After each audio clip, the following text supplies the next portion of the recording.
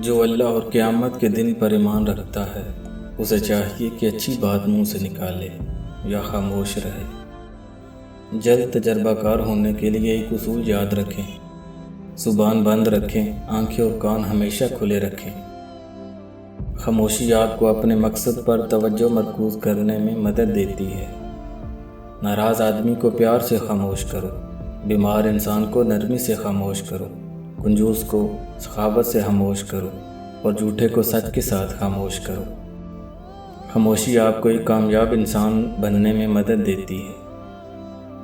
خاموشی آپ کو ذہنی تناؤ کو کم کر کے آپ کو باشعور انسان بننے میں مدد دیتی ہے۔ خاموشی ایک ایسی عبادت ہے جسے فرشتہ لکھ نہیں سکتا، شیطان اسے بگاڑ نہیں سکتا اور کوئی اسے جان نہیں سکتا۔ بولنے کا حق چھینا جا سکتا ہے، خاموش رہنے کا نہیں۔ خاموشی بھی ایک عظیم نعمت ہے، خاص طور پر اس وقت جب اختلافات زیادہ ہوں، آوازیں بلند ہوں، علم کی کمی ہو اور دلیل کی کوئی اوقات نہ ہو۔ خاموش رہنا بہت مشکل ہے، لیکن خاموشی بہت بہترین انتقام ہے۔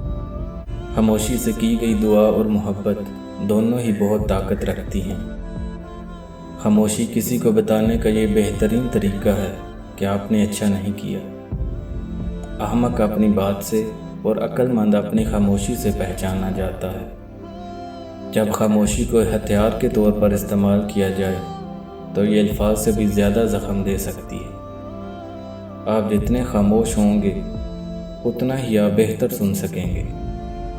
ان کی خاموشی سے ڈرو جن کا آپ نے دل دکھایا ہے، کیونکہ اگر انہوں نے کچھ کہا نہیں یا کیا نہیں تو بدلے میں اللہ ضرور کرے گا۔